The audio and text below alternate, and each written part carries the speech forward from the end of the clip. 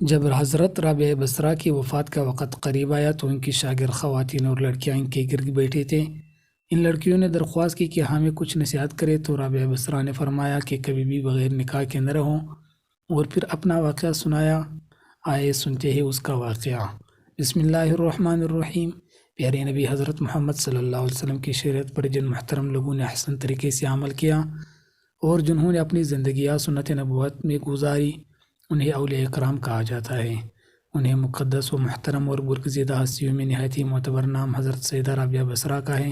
حضرت رابعہ بصرہ کی آمد تک خواتین کے لیے مشعل راہ ہے۔ خواتین و حضرات، معروف صوفی شخصیت رابعہ بصرہ کی پیدائش 95 ہجری سے 99 ہجری کے دوران عراق کے شہر بصرہ میں ہوئی۔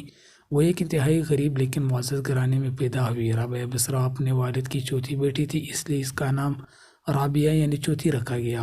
رابعہ بصرہ کے والد کی غربت کا اندازہ اس بات سے لگایا جا سکتا ہے کہ جس رات رابعہ بصرہ پیدا ہوئی، آپ کے والد کے پاس دیا جلانے کے لیے نہ تیل تھی اور نہ ہی آپ کو لپیٹنے کے لیے کوئی کپڑا۔ آپ کی والدہ نے آپ کے والد سے درخواست کی کہ پڑوسیوں سے تھوڑا تیل ہی لے آئے تاکہ دیا جلایا جا سکے۔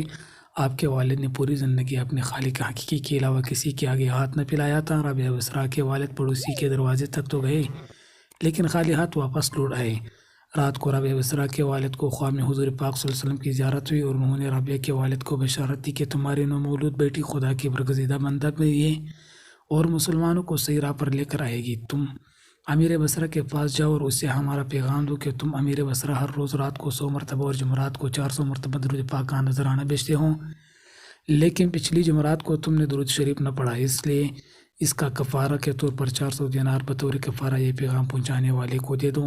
رابعہ بصرہ کے والد اٹھے اور امیر بصرہ کے پاس پہنچے۔ اس دوران آپ کی آنکھوں سے خوشی کے آنسو جاری تھے۔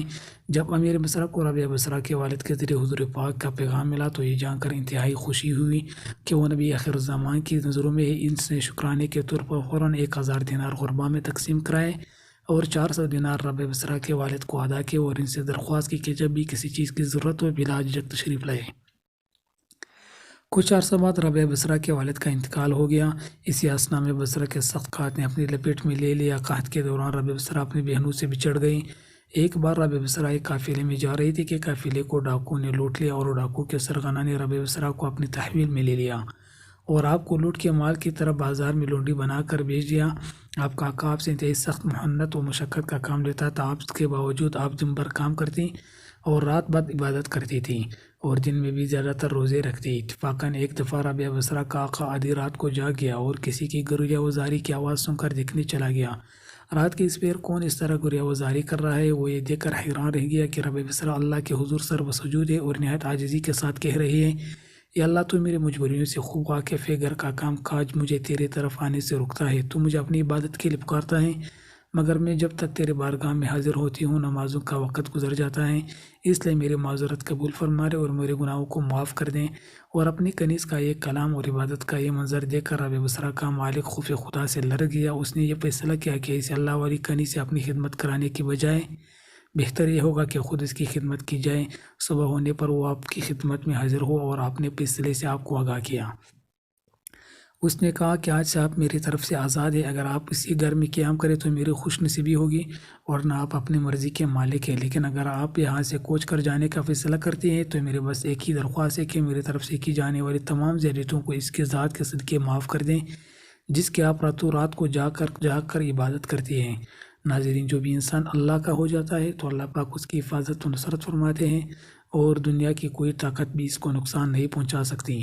ناظرین، ابتدا میں تو حضرت رابعہ بصرہ کے حسن و جمال کی دھوم مچی ہوئی تھی، مگر جوانی کے شب و روز انہوں نے یاد الہی میں گزار دیے۔ ان کے چہرے پر پاکیزگی کا ایک ایسا انقلاب تھا کہ دیکھنے والوں کی نگاہیں خود بخود جھک جاتی تھی۔ اسی زمانے میں ایک نوجوان نے انہیں رات کے وقت چاند کی طرح دمکتے دیکھا کہ وہ آپ رحمۃ اللہ علیہ کو کوئی غیر مرئی خیال مخلوق سمجھ کر باغ کھڑا ہوا، لیکن دوسری صبح جب وہی چہرہ اسے بصرہ کے ایک بازار میں نظر آیا تو وہ عقل و خور سے ہاتھ دھو بیٹھا اور رات دن اسی کے تصور میں رہنے لگا۔ آخر دل کے ہاتھوں مجبور ہو گیا تو لوگوں سے پتہ پوچھتا ہوا حضرت رابعہ بصرہ کے گھر جا پہنچا۔ آپ کہا کرتی تھے کہ دل کے دروازے ہمیشہ کھلے رکھو گے، کیا معلوم محبوب کسی وقت دستک دے دیں، مگر گھر کے دروازے بند ہوئے یا کھلے ہوئے ان کی دانست میں برابر تھے۔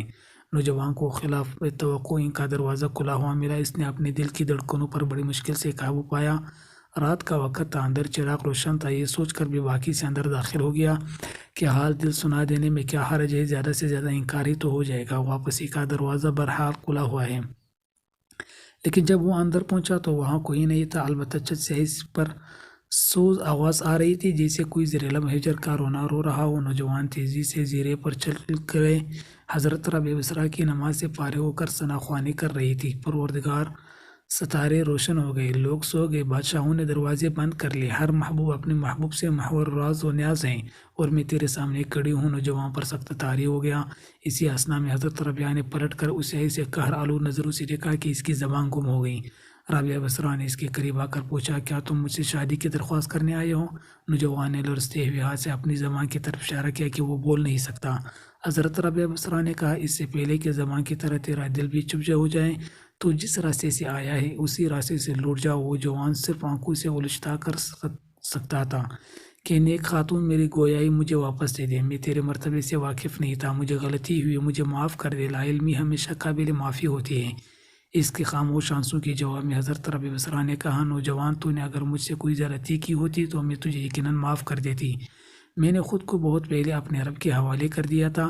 اب یہ معاملہ تیرے اور رب کے درمیان ہے، معافی مانگنا ہے تو اس سے مانگ۔ تو صدق کے دل سے توبہ کرنے کا ارادہ کرے تو شاید توبہ کی خاطر تیری زبان کھل جائے۔ یہ کہہ کر وہ نماز کے لیے کھڑی ہو گئی۔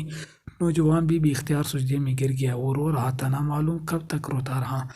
جب اسے ہوش آیا تو زبان کھل چکی تھی اور توبہ توبہ کا ورد کر رہی تھی۔ بصرہ کے بازاروں میں سال تک ایسے مجذوب گرمی جاڑے اور برسات سے بے نیاز ہو کر دیوانہ وار توبہ توبہ کے نعرے لگاتا رہا۔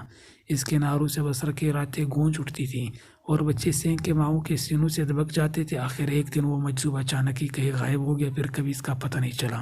وہ مجذوب یہی مذکورہ جوان تھا جو حضرت ربیع بصری کی بدولت ہی دربار خداوندی میں مقرب ٹھہرا۔ رابعہ بصری ایک بہت ہی نیک اور عابدہ زاہدہ خاتون تھی۔ آج لوگ ان کی عبادت کی مثالیں دیتے ہیں۔ جب ان کی وفات کا وقت قریب آیا تو ان کی شاگرد خواتین اور لڑکیاں ان کے ارد گرد بیٹھی تھیں۔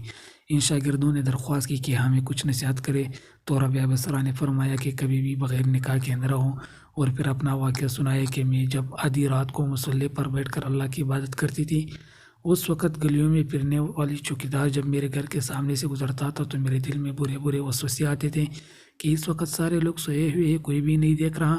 یہ تو اللہ کا کرم ہوا کہ اس نے مجھے زنا سے محفوظ رکھا۔ اس واقعے سے آپ اندازہ لگائیں کہ رابعہ بصری جیسی پاک دامن اور عابدہ زاہدہ خاتون کو ایسے وسوسے آ رہے ہیں جو آج کل کی اس گندے معاشرے میں جہاں ہر طرف بے حیائی، بے پردگی اور بے دینی کا ماحول غالب ہے، ایسے میں کون عورت ہے جو اپنے آپ کو بچائے گی؟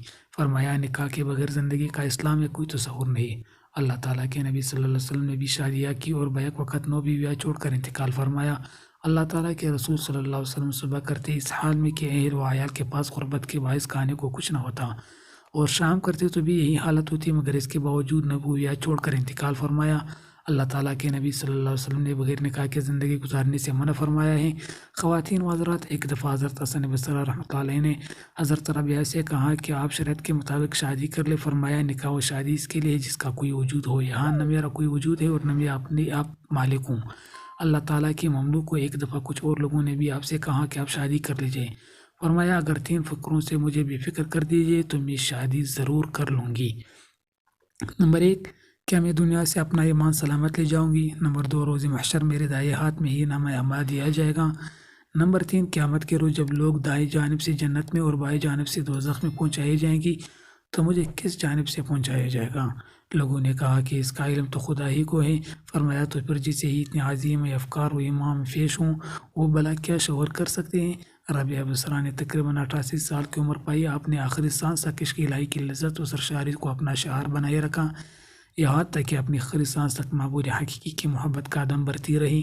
آخری وقت آپ نے اپنے والی اور صوفی ساتھیوں کو بتایا کہ میرے محبوب و معبود ہمیشہ سے میرے ساتھ ہیں۔ ناظرین، ہمیں حضرت ربیع بصری کی زندگی سے یہ سبق ملتا ہے کہ اللہ کی پہچان کے دروازے مرد و عورت سب کے لیے کھلے ہیں۔ اللہ کی راہ پر حضور نبی اکرم صلی اللہ علیہ وسلم کے فرامین کے روشنی میں چلنا ہمارا کام ہے۔ باقی فضل و کرم کرنے والے اللہ تعالیٰ ہے کہ وہ سجدوں کو شرف قبولیت بخشے۔ دعا ہے اللہ پاک ہمیں بھی عبادت اور عزت والی زندگی گزارنے والے بنائے، آمین یا رب العالمین۔ دوستو، اگر آپ کو آج ہماری یہ ویڈیو اچھی لگی ہے تو چینل کو ضرور سبسکرائب کر دیجیے گا، بیل آئیکن کو پریس کر دیجیے گا اور ویڈیو کو لازمی لائک اور شیئر کریں۔ ملتے ہیں نیکسٹ ویڈیو میں۔ والسلام علیکم۔